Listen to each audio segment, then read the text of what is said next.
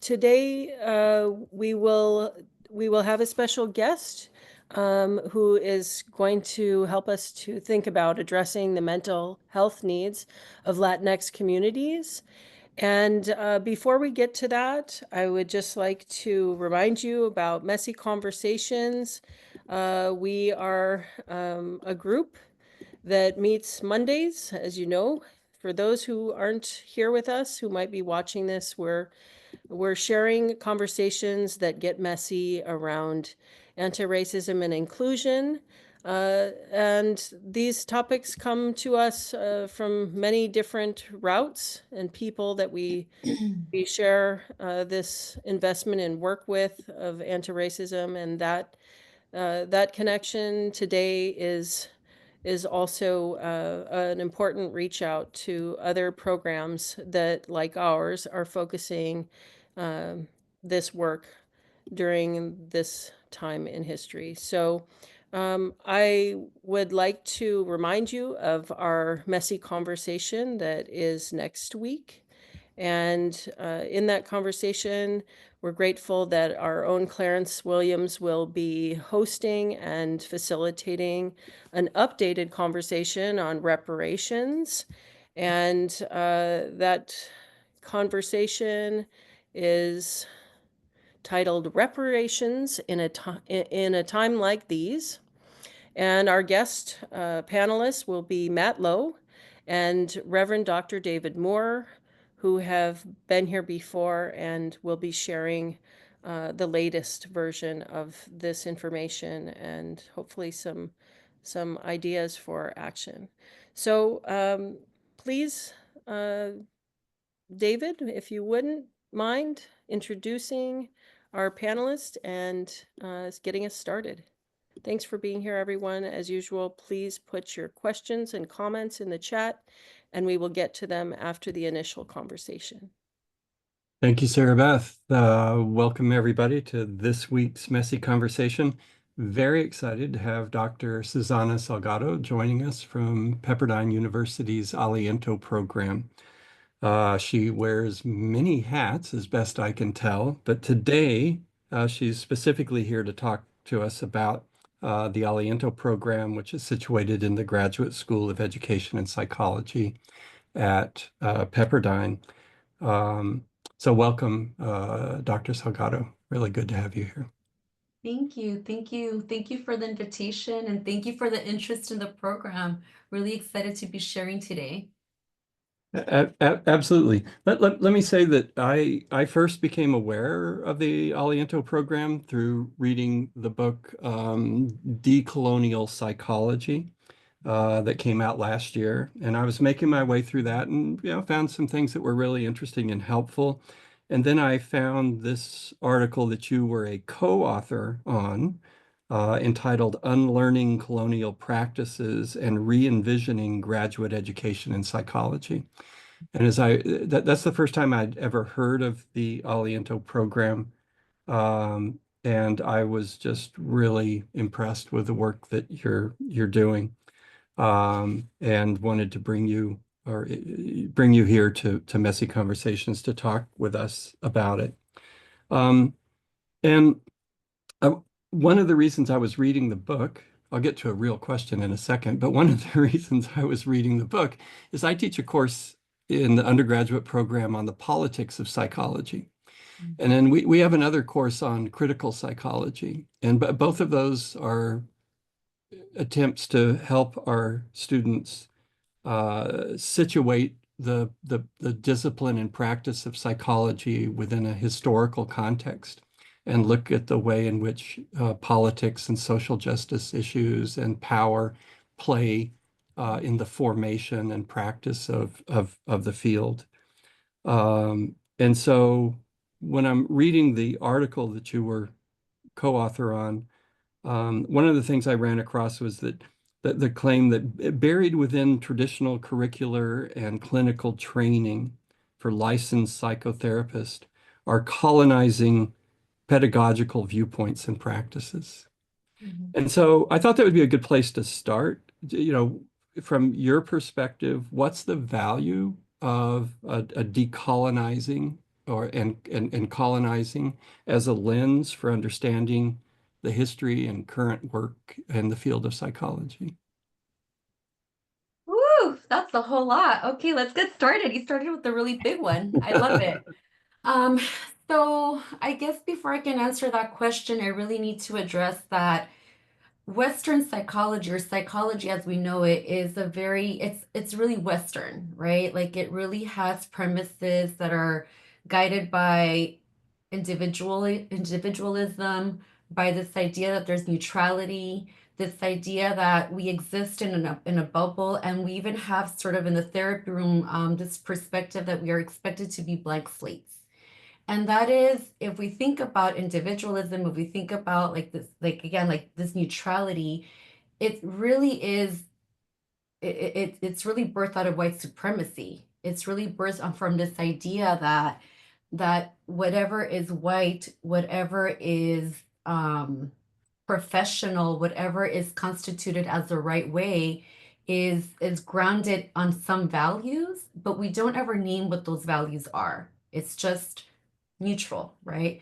And so when we think about Western psychology from that perspective, it seems as if it doesn't have any values, as if we really are blank slates when we're doing research, when we're in the clinical room, or when we're doing training. But the reality is that every single one of us has a set of values that guides our work. Whether we are teaching, whether we're doing research, or whether we're in the therapy room, our values oftentimes guide our work. It guides the questions we ask, it guides how we look at things. And so the value of decolonizing psychology is for us to really dismantle, for us to critically understand what are the premises under these theories. When we think about what's considered normal or what's considered healthy, it's really based within a very Eurocentric American lens. And even when I think about psychology in Spain, or psychology in Mexico or in Argentina or in different countries, oftentimes it's a very Western European, US based psychology. We're really not getting a lot of cultural psychology in other countries. The US psychology has really sort of been exported and applied in all of these cultural groups with all of these countries without an understanding that this is a very value laden way of seeing the world, how we think of the world. And so decolonizing is really around us understanding a couple things. One of them is that there is no such thing. Well, actually, liberation psychology really looks and really helps us understand that there's no such thing as being value neutral, that we all carry values. And that if we're not aware of what our values are, we might actually cause more harm than good. In the therapy room, in the research that we do, in the questions that we're asking or not asking, or how much we're blaming a person for what they're experiencing as opposed to looking at things more systemically. And then the decolonial lens really helps us understand that colonization is so embedded in everything that we do that we don't even see it. We don't even notice it. It's just the way that things are, right? And so decolonizing helps us understand that in looking at our theories and looking at how we work with people, we have to understand the history. And it's not just what happened to that person, but it's what has happened historically through generations to a particular community, to a particular cultural group, a racial group in a particular place and time. So decolonizing sort of affords us a lens to understand how a lot of, whether it was slavery, whether it was through Euro settlers, whether mentality, whether it was through the actual the I mean I'm not going to sterilize the language, but whether it be through the raping of our culture, our spirituality, our language, right? Like that happened and that has consequences. And so we really try to be intentional about understanding that that continues to have a legacy in people's wellness and mental health, even now. People oftentimes will say, well, that happened in the past. It wasn't that long ago. We still actually see colonization happening in a lot of places, including here in the US, right? with a lot of our indigenous communities. So it really is about bringing that to the forefront, bringing that into the room, and having very transparent, critical conversations in everything that we do. Thank you. And that's a really helpful response. And I'm wondering, would you go back, what was it, 2012 that Aliento program started? And tell us about what you can about the origin of that program and what brought it about. Yeah, and yeah. Yeah. So, um, 2012 was when the program admitted its first cohort. However, as you all know, especially for those of you that are in this institutions, you know that it takes some time, right, to get curriculum and to get things going and to get through all the red tape. So Dr. Miguel Gallardo was really working on this for a couple years before the birth of it. He was working with community members, and this really came from a lot of conversations that he and that a lot of us were having in the community, where there continues to be stigma, there continues to be accessibility issues for a lot of the Latinx communities, not only language barriers, but just a lot of times people don't see themselves in the therapists or the communities where they're seeking support from. And so sometimes it's around accessibility, around affordability, accessibility in terms of language, accessibility in terms of whether they feel safe to go see a therapist or see people in the community. And it was really to try to fill that gap, right? And so Dr. Gallardo worked with a lot of community members and sort of understanding like what are the needs, and did some focus groups, brought some people together, brought some faculty who were already at Pepperdine University and said, hey, I want to start this program. How, like, what do you think? Is there a need? Clearly, everyone agreed that there was a need. And so it really it stemmed from a place of let's meet the community where they're at. There's not enough people who are trained from a culture specific standpoint, from a cultural lens. There's not enough people who are trained to work with our community. Oftentimes, a lot of programs that try to be culturally responsive, oftentimes it's something that's sort of an add-on. And so what he did is what he calls is he flipped the script, right? Like he really tried to develop a program that was focused on the Latinx communities by making sure that the program itself was going to train individuals to be out there in the community to serve the community. And what that did is that then it also allowed for more representation, because the majority of the students that actually attend the program are first generation. The majority of students are Latinx, and the majority of them are bilingual.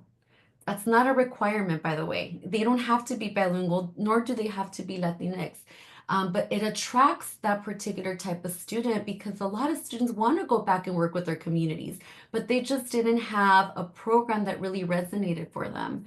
And so it really was trying to address a need that the community had, where there's not enough people who are trained to work with our community. And again, it's not just language, it's really that cultural lens, that understanding, that shared experience. So so if I'm interested in attending the program, which is a master's in clinical psych, that's what you end up with at the end. And so how is my experience going to be different in that program than a traditional master's in clinical psych program? What are you going to ask of me, and what are we going to do together? The first thing that's going to happen is that even from the beginning, right, we try to really build community. And so this MFT, this program, this master's level program is really much more similar to a lot of doctoral programs in the sense that it offers a cohort model. It offers a community base. So we really try to build community within the student group from the very beginning.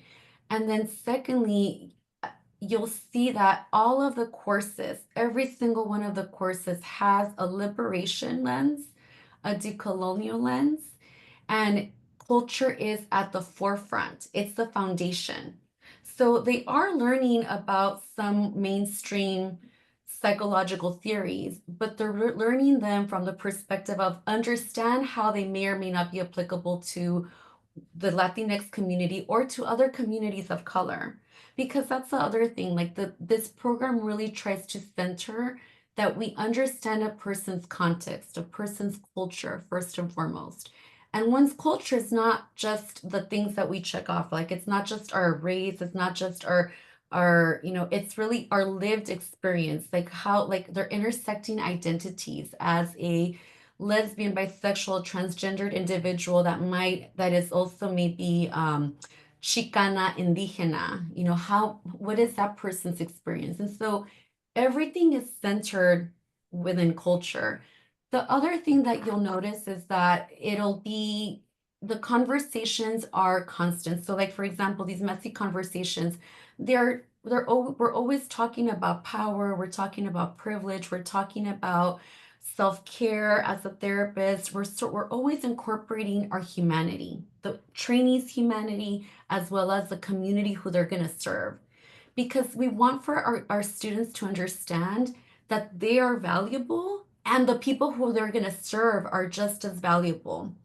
A lot of mainstream programs, unfortunately, they really tell us one thing as trainees. They sort of teach us to like self-sacrifice, or they teach us that we don't have feelings or we can tolerate so much more.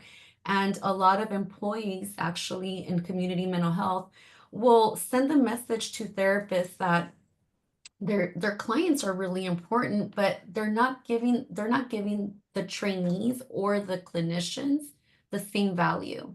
And so we try to be very equal in that we're all important.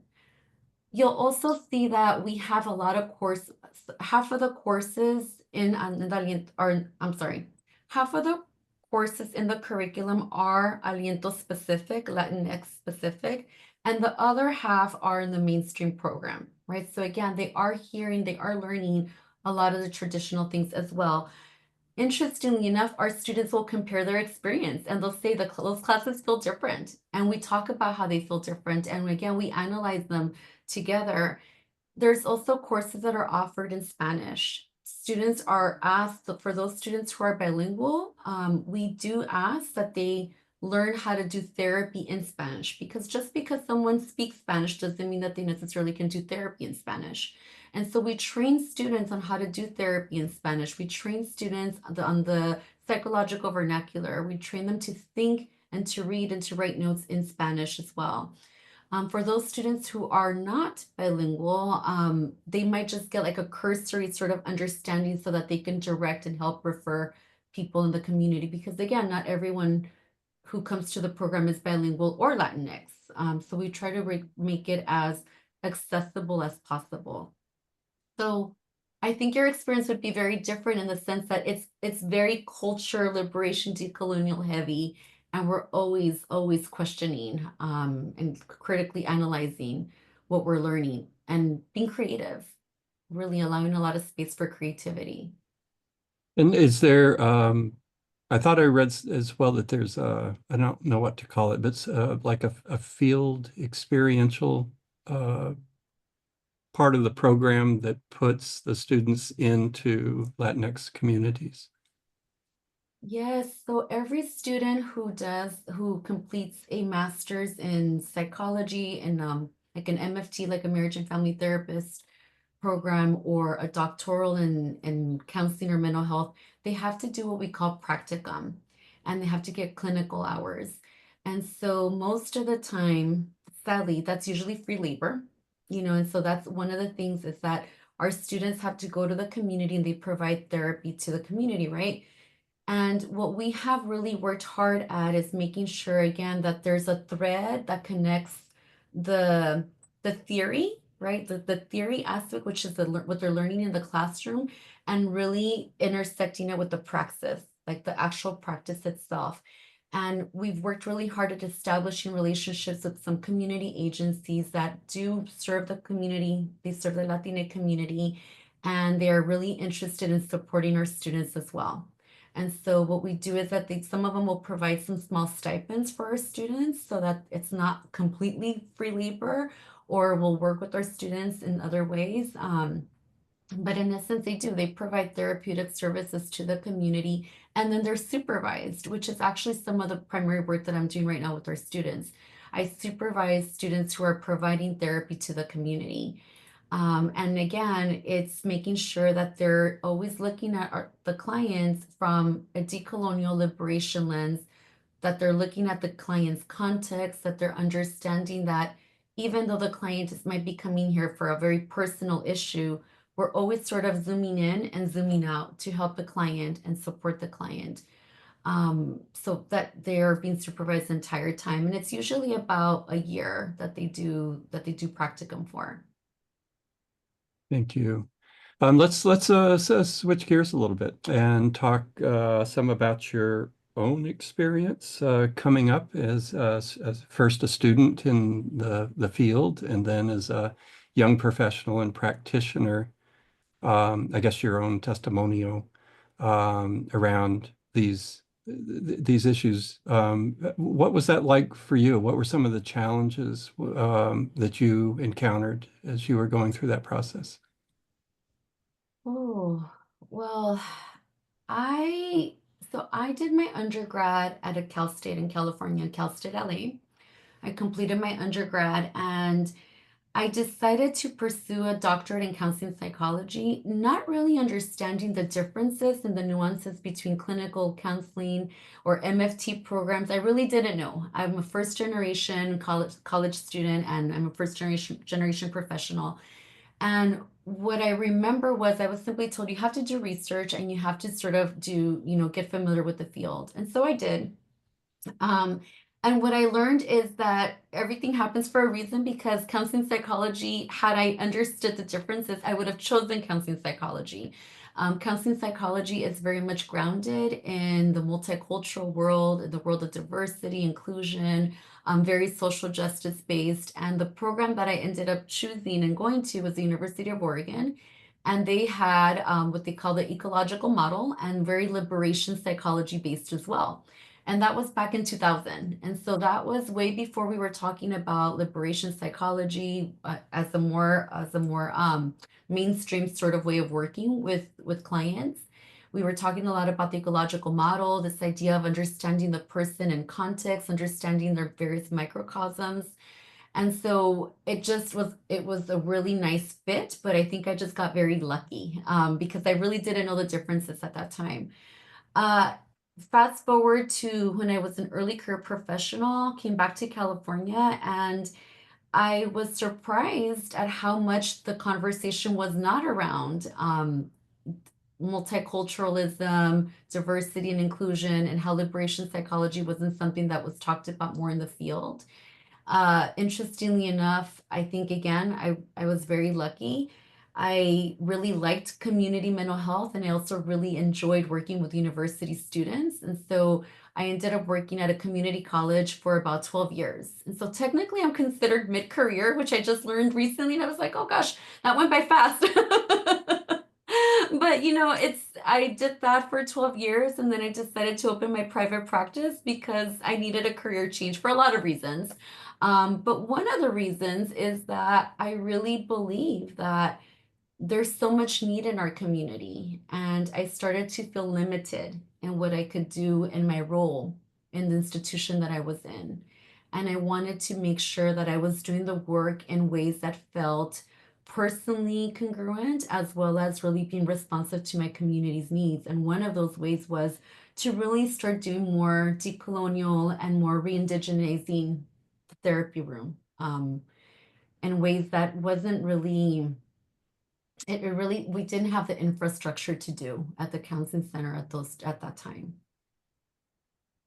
No, I think one of the ways that a lot of uh, students learn how to do the professions that they're preparing for is through, and this is a loaded word, but I don't mean it in a loaded way, but in a way through mimicry. So you do what you've seen, right? You do what your professors did and so on. Um, I remember asking professors in my graduate program, why we did things a certain way.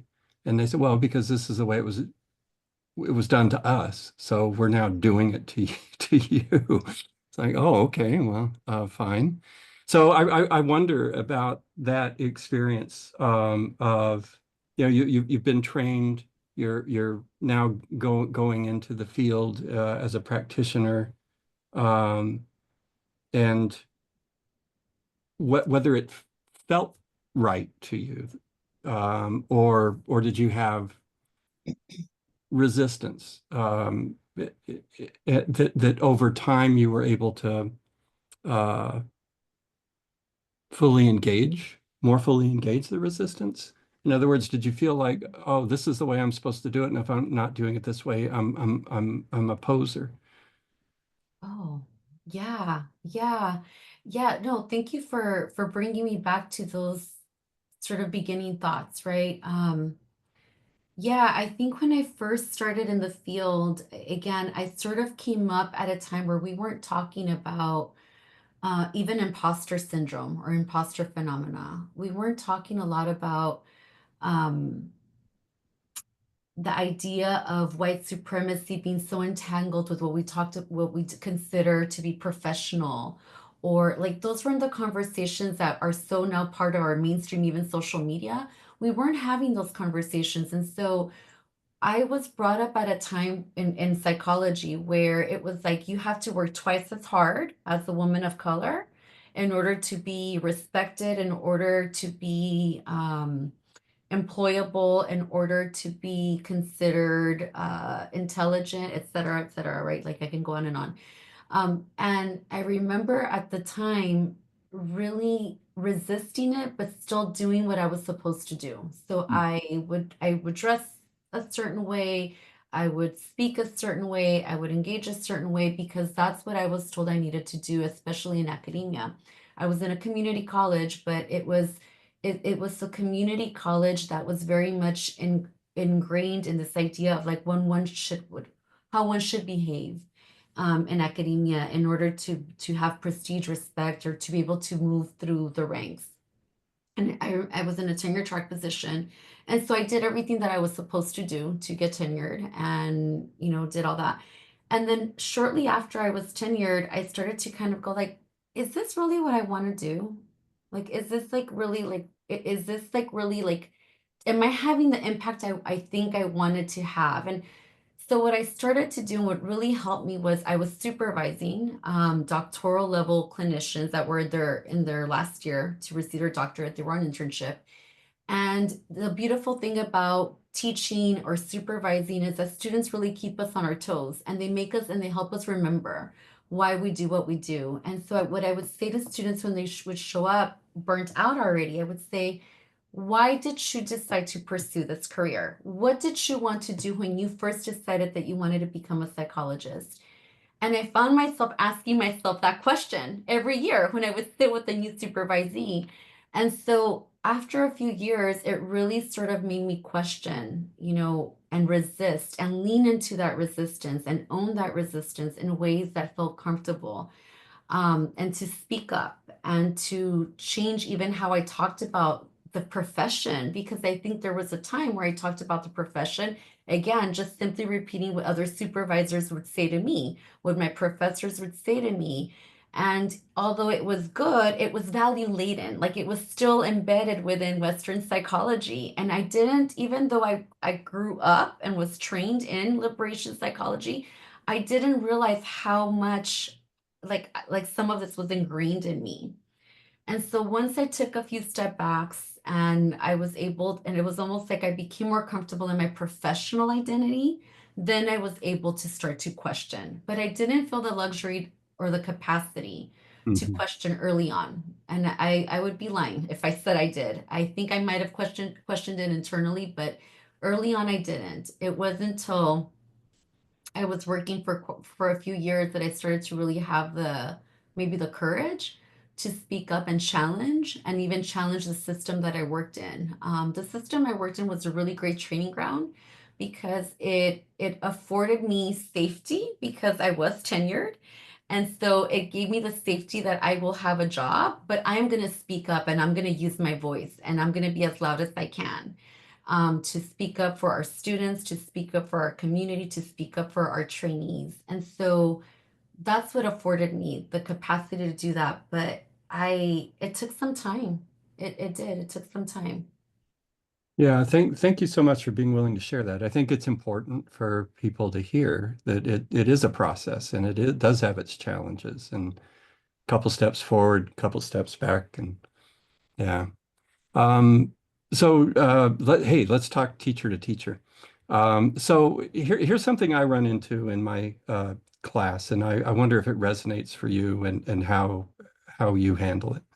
But I've in my politics of psych class, a lot of the students are intending to go on and become therapists and go into a clinical psych master's program and so on. And when I ask them about that, well, I had a great experience in therapy. I found it really helpful and meaningful, and I'm a good listener, and I like people, and people come to me with their problems, and so this is what I think I want to do. And it's like, okay, right? Here's a place to start. Um, but then let's think about that history, and let's think about structures and systems of oppression in which this work plays out. And often there's a lot of resistance to that. Well, I work with the individual. I want to be a psychologist, a therapist. I work with the individual, not with systems and structures and so on. But you've referenced multiple times liberation psychology as a big influence on the program and decolonizing psych. And so I wonder, also, what role does psychology have in your perspective in addressing systemic and structural issues of marginalization and oppression and violence? And uh, how do you respond to those students that I was describing? I need some pointers. I don't know if I have pointers, but I can certainly engage. I guess I'll start with the latter. You asked me at the very beginning, like, what was the process for the birthing of Aliento? Yeah. And what I didn't say is Aliento, for those of you that don't know, it means breath in Spanish, right? It's the idea, the reason that we sort of collectively came up with that name is that we want to breathe in life. We want to allow for like breath. Our breath connects us to our bodies. It connects us to our mind. It's also what sort of allows us to continue to be on this earth. And so it was really birthed from a place of wanting to close the gap on the mental health disparities that we saw in our communities and in disenfranchised communities, not just ours, but communities of color and a lot of like other marginalized communities, right? And so I strongly believe that the program is a form of resistance. It's one of the ways that we try to address systemic issues. It is probably one of the most powerful ways that Dr. Gallardo, that a lot of our faculty, and including myself, that we continue to stay engaged and engage in some form of activism and pushing back against systems, because we're not just influencing one person, we're influencing a whole set of students, and therefore all of the communities, all the ripple effects, all of the communities that they touch, all of the people who they have impact with, engage with in their other classes and like their practicum sites. So to me, I think that psychology it has the capacity to do a lot of a lot of good in the world, to really be a part of a movement of social justice. If we get off of this idea that we're neutral, Mhm. I really believe that it is our ethical obligation to address systemic issues, to address the hate and the rhetoric that we are experiencing at this moment in time, for us to name that is unnamed.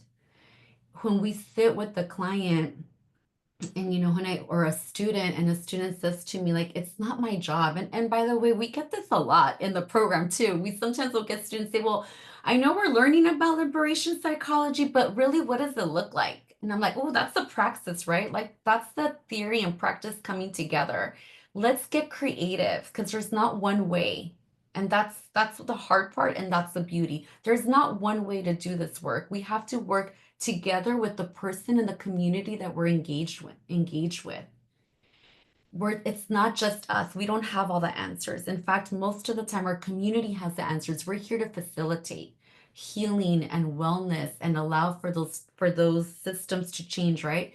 But when they say that to me, part of the response is because oftentimes they'll say, I thought this was a MFT in psychology. I'm not training to be a social worker. And I'm like, actually, social work has a phenomenal track record for doing a lot of systemic and good work, right? So actually, we do want to learn from our fellow social workers and theories. We want to do this.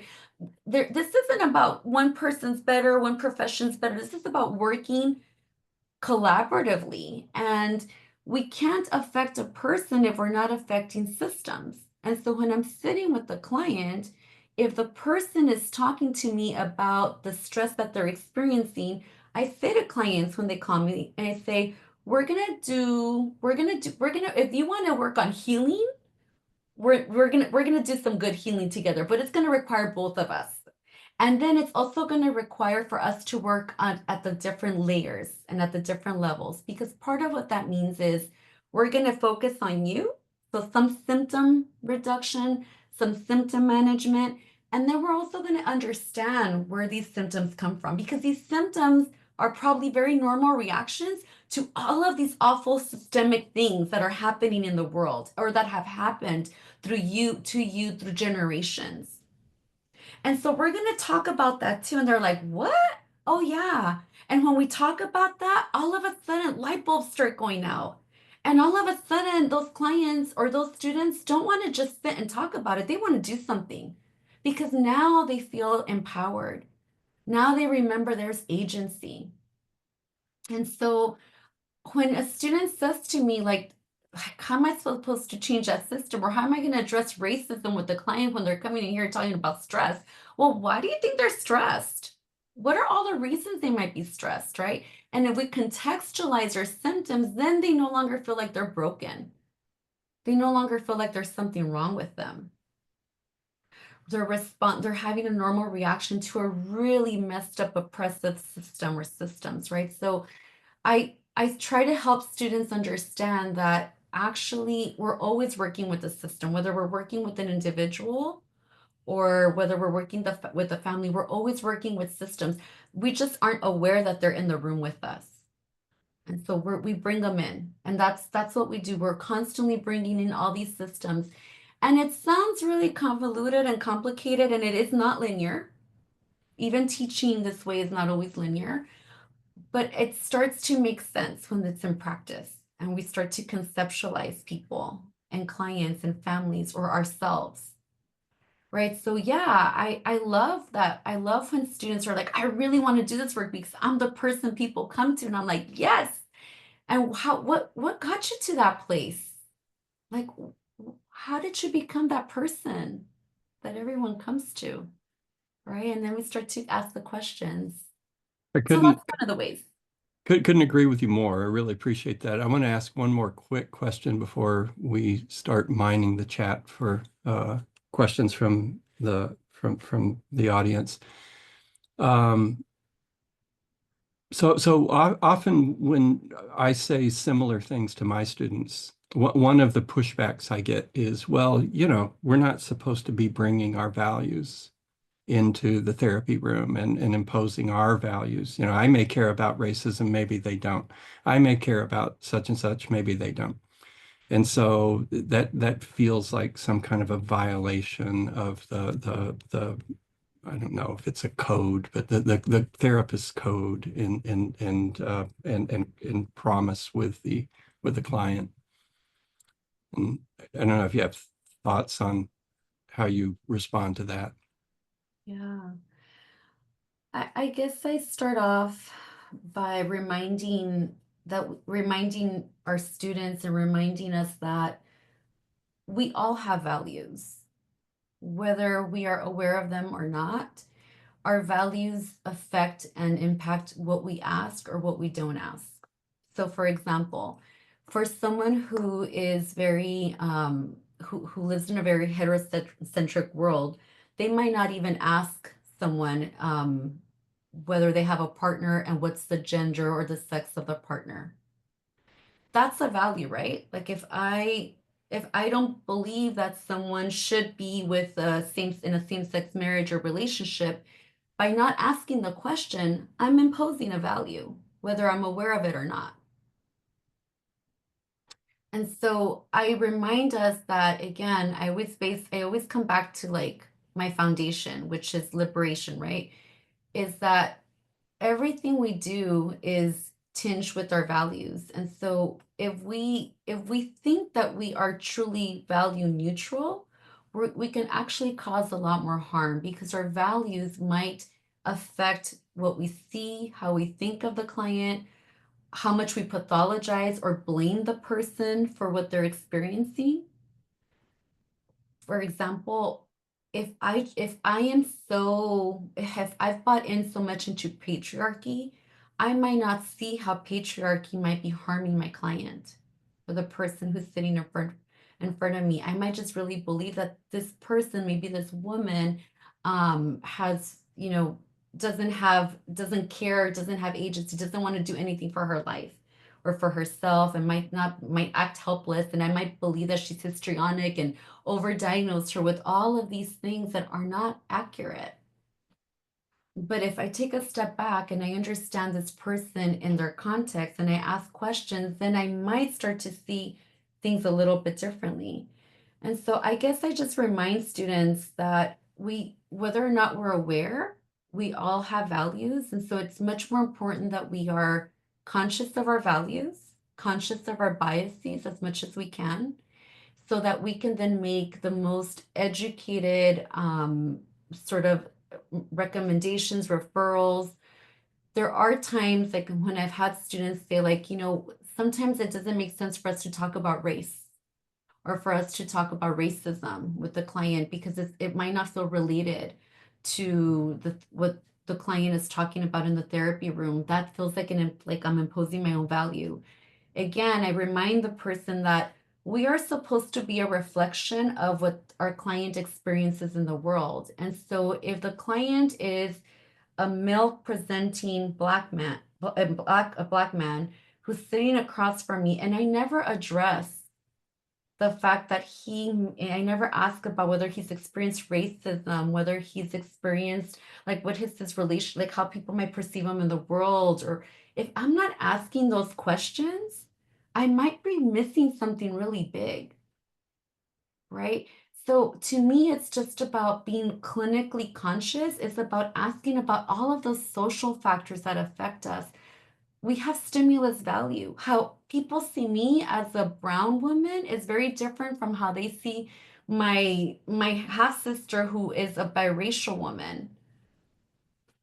We have the same last name, but we present very different, and we have different stimulus value. People respond to us differently, right? So again, I guess it's an easy question to respond to, but it's a hard one because it really is around we all have values. And so for us to ignore that is to make it's really a disservice. Thank you. Let's see, Rosa, we have any questions? Yeah, sure. We had Charlie.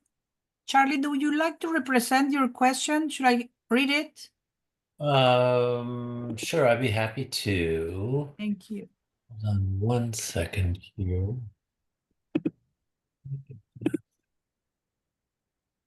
Susana, thank you so much. It's so refreshing. And also, you're a kindred spirit. I'm a narrative therapist. I head up the undergrad program here at AULA, and I teach in the master's program. And I'm always bumping up against traditional Eurocentric ideas and wanting to open the lens. So it's really wonderful to hear everything that you're sharing. My question that I had written was, I'm just wondering if you can give an example of a decolonizing practice, maybe that you would use with a client versus, a more Eurocentric traditional sort of lens in your work. Mhm. Well, one of the things that Western psychology, and it's changing, but I think traditionally Western psychology really focused a lot on the external behaviors, things that we could measure, how someone functions, and it was very top heavy, right? Like mental processes, cognitions. Um, Decolonial work, or really like more indigenous work, and even like Eastern sort of psychologies or philosophies, see the human as a much more integrated person with mind, body, and in some cases spirit, if someone believes in the idea that we have spirit.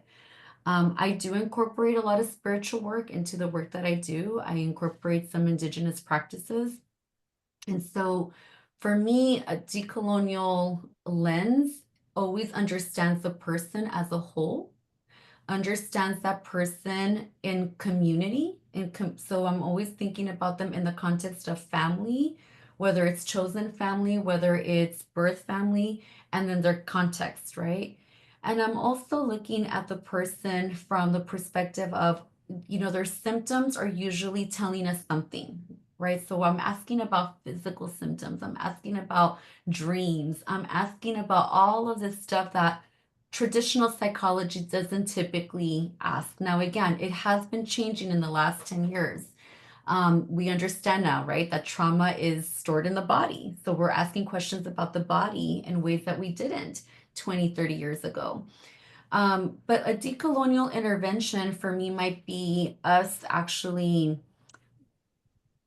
So I have a few. So some of that might be us really understanding it. And so I do some work with some of my clients where we bring in symbols, right? Things that symbolize the different parts of who they are.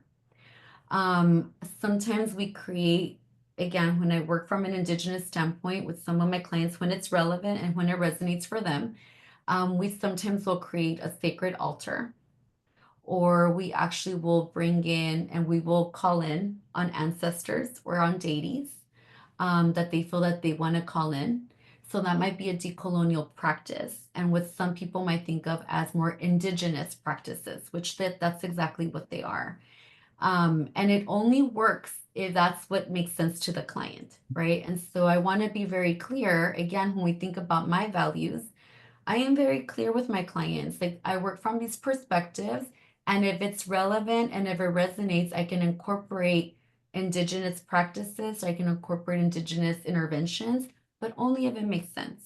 I never impose, but it's always very clear this is part of my tradition, right?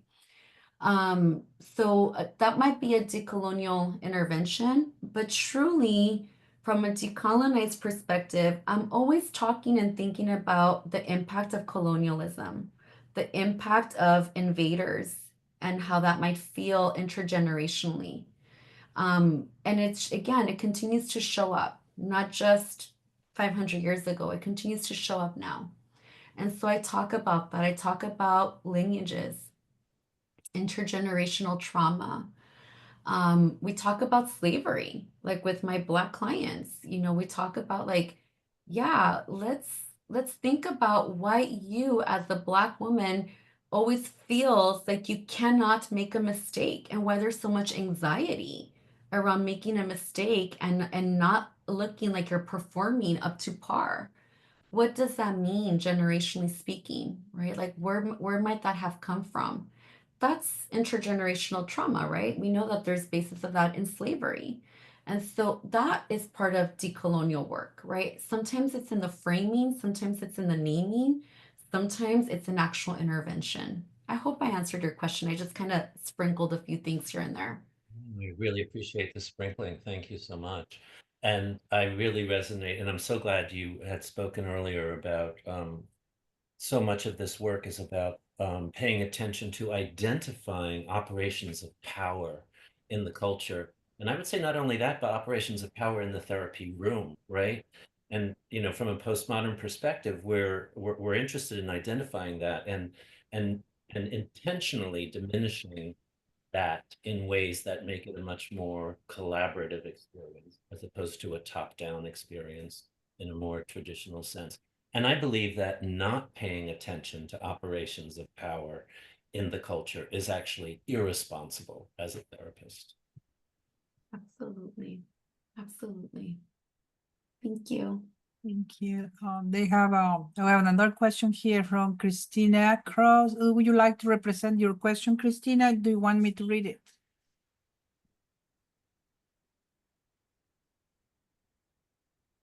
I can read it. I was just curious. This is, I guess, more for thank you so much for this conversation and for being here. Um, for I guess those who are with Antioch, Los Angeles, I've been having a really hard time finding resources as a bilingual student, and I was wondering if there is work that's being done to make that more accessible. Whenever I ask it, I'm referred to the Santa Barbara campus, which isn't quite helpful for being in LA. And I'd like to see more of this and more just resources and talks about liberation psychology, about classes. And it was mentioned that we're not taught how to do therapy in Spanish. So even having like classes like that available at the Los Angeles campus. Like to know if there's talk about that or movement around that. Yeah. I know best if there were AULA MAP faculty who could speak to that in the room. I know, Charlie, you teach some classes in there, and I can't see everybody, so I don't know if there are others who could speak to that. I'm not familiar enough with the graduate program to know, if there are these kinds of conversations, but I do agree that they're not only essential. Yeah. When I asked for resources from the faculty, I was directed to one person on faculty that speaks Spanish, which is great to have somebody, but it just doesn't seem, in my perspective, very fair to put all of the weight on one person, especially when she also has classes that she's teaching, and she's been so kind to forward me this information, but also forward me resources. But I just feel like it's rather difficult to find. Ah,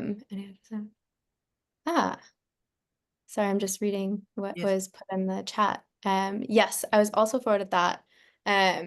Just looking for more, I guess, on-campus things incorporated in class, and like how to get that to be more accessible for students that are looking to practice. Because all I'm getting is, oh, there's such a need for Spanish-speaking therapists, but then there's no support on the other end, and there's no, this is how you do it, or this is where you even start, especially looking into clinical sites and like finding supervision in Spanish. And it's like, all of the places that I'm sent are like Oxnard and Santa Barbara and all of these places, when it's yeah, it's just been a bit frustrating. I'm just going to ask because, as I said, I can't see everybody, but is there anyone in the audience that could speak directly to Christina's concern? And it can be an email aside too. I just wanted to know if there's just access, because I know that it is a need in Los Angeles. So I guess looking to kind of start the conversation and how we get those, get the ball rolling with that. Well, maybe I can help you. Christina, your question was you wanted information of how to get Spanish speaking help, therapist help? Yeah, just resources for students that are attending the Los Angeles campus, because whenever I seek them out, I'm usually sent to Santa Barbara campus or places that aren't close. It doesn't seem like there's really much support for. Okay, if you go into Instagram and go into the Aliento program, there's the ACO is on one of the board of directors on there, and then you can contact us, and then we can give you other professors who can help you, and you could ask any of us one too. I'm in the program on a Spanish speaking practicum, so they were able to help guide me get to my destination. So I'm sure we could do that for you.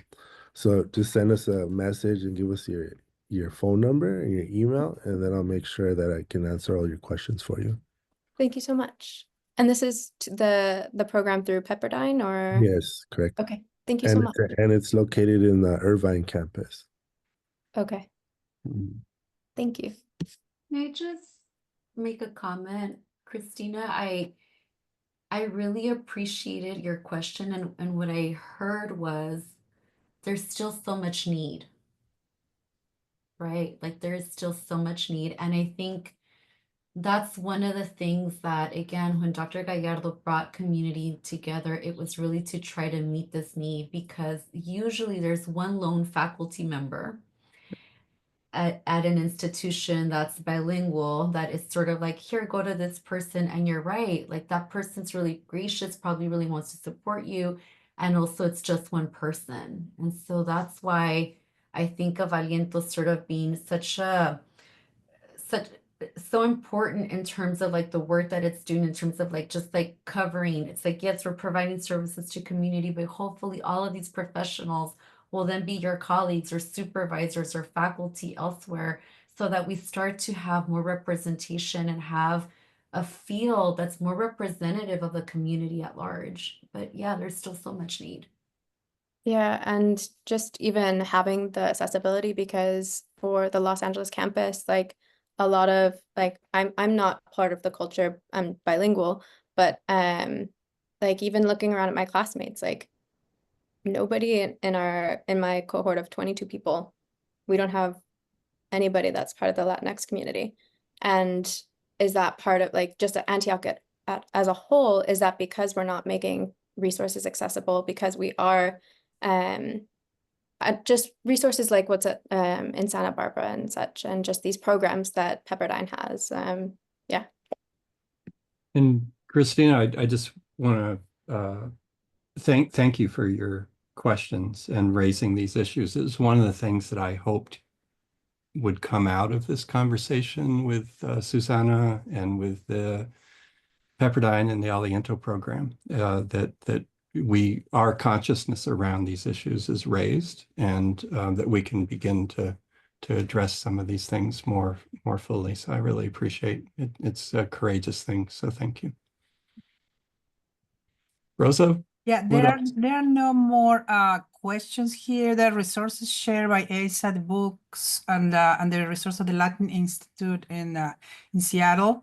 But I had a question myself, if I can stepping with this question for Dr. Salgado and also for Mr. Velasquez, because I heard that you're in the practicum, right?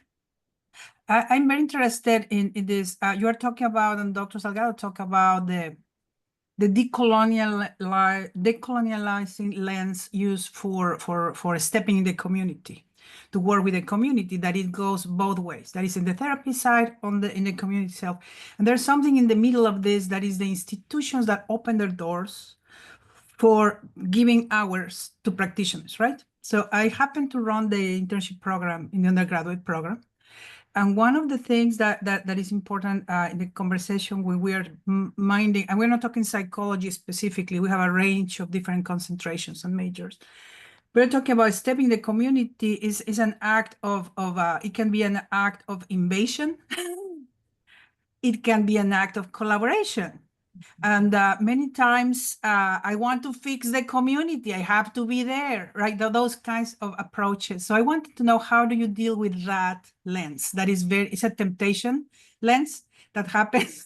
How do you help your students to understand the difference between collaboration and invasion with the best intentions? And if they receive any particular training or framework to step in the community respectfully and ethically, so that they don't fix the community. Yes, thank you. Thank you for that question, because that is one of the premises of liberation psychology, right? It's the idea that we don't step into the community or even step into our relationship with our client as we know best, or that our way is best. The idea is that there's always a collaboration. So I always say to students when I'm training them, I say, you have an expertise. Your expertise is in mental health and understanding systems and understanding, how the brain works and all of this, like power dynamics.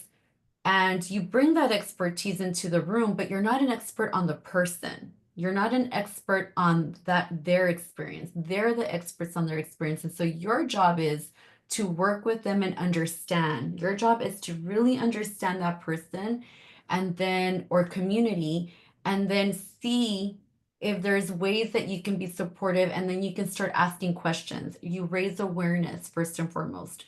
So part of our training is always, we always ask questions first. We don't make assumptions. We try to understand. We understand strengths. We understand resilience before we start to pathologize. And then thirdly, we start to ask, like, where can I be helpful? Like, what's going to be helpful? And then we sort of work on that collaboratively. From a community standpoint, when students are asked to do community service projects or when students go into the practicum, we always remind them that we don't ever do one-stop shops. Like, in fact, that's something that the faculty have been we've been very adamant about, that we don't just pop into a community and do something and leave. We build relationships, and they're long-standing relationships. So we have these relationships with these community agencies now probably for about 15 years. And it took some time for us to actually build practicums with these agencies because we needed to know that there was going to be some reciprocity. And so the language I use is sacred reciprocity, right? Because it's part of my indigenous sort of understanding that we're going to provide a service. The students are going to provide a service for the community, and then they're going to get supervision, and then they're going to also take something with them. And it's a two-way street. We always remind our students that when they go into a community, they are a guest. Our students have sometimes choose to do immersion programs or immersion trips. We did one last year in Puerto Rico. We did one in Buenos Aires, and they've done some in Peru. And again, we remind them, like, we have to be the most respectful. We ask questions. We have to accept a no when they tell us no. And we need to know our place because we're not experts in their communities, right? So it's a very bottom-up approach as opposed to top-down. And at times just lateral, right? So we really try to talk about this and practice it at every step of the way in how we teach and how we supervise and how we enter a community. And again, building relationships first and foremost, and not just, I'm here to get my project done and I'm out. We're always building relationships. So that's one of the ways that we try to do that. Thank you so much. Thank you. I really appreciate this insight that you guys have. Thank you. Thank you. Mark? Well, first I want to just say, I think this has been a phenomenal discussion, and I really appreciate not only what has been shared, but just the thoughtfulness and depth of the Pepperdine approach I think we've got a lot to learn and clearly do differently. I would say to Christina, I would be more than happy to meet with you, and I believe I can get some resources to you. There may be, I think you're fairly new, and maybe that you just aren't connecting, but we don't have the kind of approach that Pepperdine is supporting. And I just want to, I think it's absolutely the way to go. I would appreciate learning more about it. But in the meantime, if there are things we can do to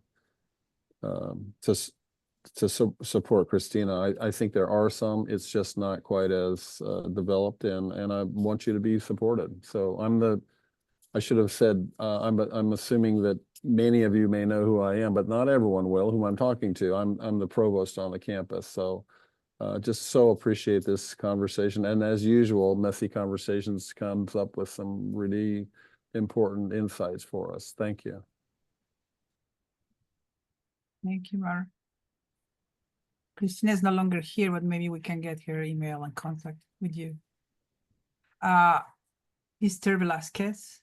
Yes, I wanted to answer your question. So there's a series of classes that we take in the Aliento program. A lot of it covers culture. You think you know your culture until you go up into these classes, because there's so much culture out there, and a lot of spiritual healing. So you got to know the difference between spiritual healing and science. And that's what's great about Aliento. It gives you an insight of how to talk to people and not disrespect different cultures. That's what I love about this program. Also, they teach you how to be bilingual in your intro, how to introduce yourself, how to talk to Spanish-speaking families. There is a hierarchy. If you're, cultural, there's different ranks in the family system that you need to know. That's going to help you. And then you get prepared to go to a Spanish practicum. So The one I am is called Pride. It's with Pepperdine University. And it's a youth diversion program that helps young youth get out of trouble. Another interesting one that I applied for was Ronald McDonald House, which deals with cancer patients. So there's so much programs that Aliento has. Cedar Sinai, um, working with women, with veterans. There's so much. So it's really what you want to do with your career and then pan from there. But there's so much support and help to get you to that destination. I'm fairly new. I just started my practicum. I am going in that emergent program in Puerto Rico now in June 20th to the 29th. So that's an experience for me. As an older student, I get to check that off my box. But I hope that answers your question. Thank you so much for providing this personal experience and your insight into the program that you belong to. Thank you so much. And Dr. Salgado, so I've got a question for you. Feel free to say it's none of my business. But you know, when we in Southern California, when we think of Pepperdine University, we tend to think of a pretty conservative institution. And so I wonder how Aliento was received and supported when the idea came up, at least in general terms. You don't have to give us too much dirt, but Yeah. Well, what I can say to you is that the institution itself, it is more conservative. It is a Christian university. However, GSCP, the Graduate School of Psychology and Education, is not as embedded in a lot of like the conservative Christian politics, if you will. What I will say is that in the midst of the rhetoric that we're experiencing in our country right now, the institution itself has taken a stance where and I forget its exact verbiage. Dr. Gallardo would be able to repeat it a little bit better, but it's something around like radical inclusivity, like Christian values and radical inclusivity. And so it's very much taking a stance of like, we are not going to just roll over and do what you want. Like we are going to protect and this idea that we will continue to open our doors and be as inclusive as possible to our community. So even as an institution, even though it is very conservative, it is doing things a little bit different than most institutions that we would think of with that Christian sort of perspective. And then GSCP as the graduate school, like I said, it's a little bit more removed from some of the conservative rhetoric. There's much more progressive, like a lot of the faculty are very progressive, very much social justicely inclined. We talk about race, gender, we talk about all of the things that we've been talking about today pretty regularly. As an adjunct faculty, I have certain privileges, I think, that maybe a lot of the full-time tenure faculty do not. But what I can say is that in general, the institution was open to the idea. I don't think they knew exactly what it was going to look like. And I don't think Dr. Gallardo did either, to be honest with you. He developed the curriculum and everyone was sort of supportive and on board. But the program has really evolved since it started. And one of the things I was going to say when Christina was asking her question and sort of sharing her perspectives is that it's not always easy and we make mistakes. Dr. Gallardo, who is the director, would be the first person to say that it is not always easy because it is a decolonial program within a very colonized system and systems, right? Like we're still part of, the institution of academia in the United States, right? So let's have very honest conversations. Like it's messy, but the institution and there's a lot of people in current positions. I would say like the deans, the associate deans who have been very supportive of Aliento, and Dr. Gallardo is a really strong voice and he pushes and he's someone who is he continues to be someone who will push the boundaries to make sure that the program has all the space that it needs. It could get better. The program in terms of the support for the infrastructure, it would be nice if there was a little bit more infrastructure for it, so that Dr. Gallardo could have more support because a lot of the faculty are adjunct faculty. But right now that's what we have. So I guess to answer your question, it was well received and it has grown and it's had its difficult, challenging moments at times, right? It's growing pains, if you will. I think that's a better word, but it continues to grow and shape as it needs to. But there's still other possibilities and things where we could continue to grow and strengthen with the infrastructure that we have. But I don't think we're there yet.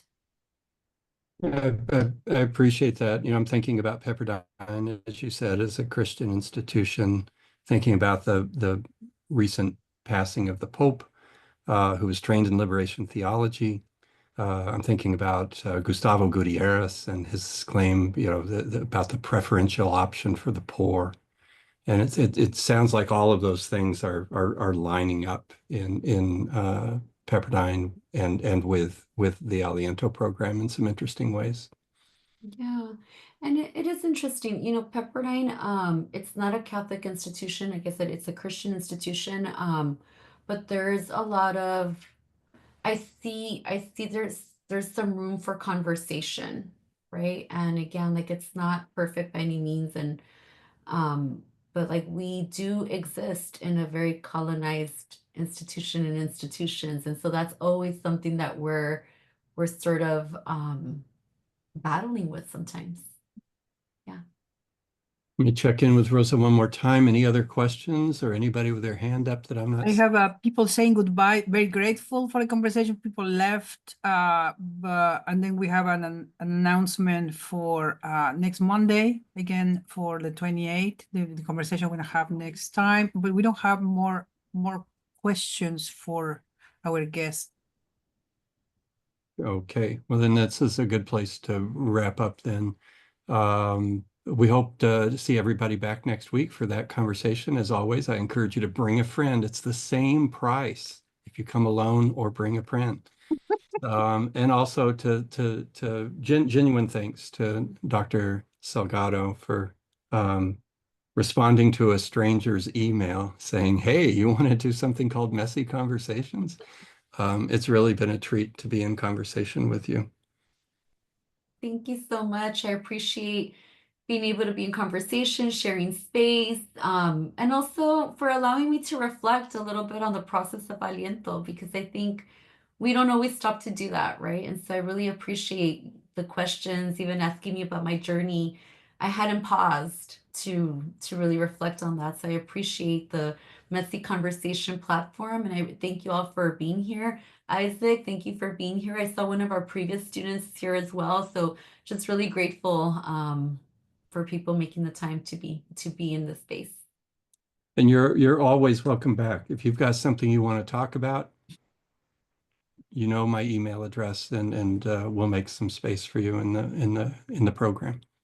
Awesome. Thank you so much. Y'all have a good rest of the day. Thank you. Thank you. Thank you.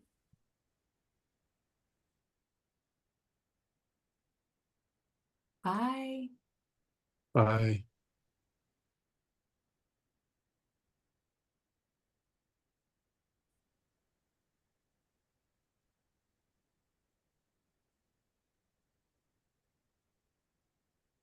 Sure. There we go.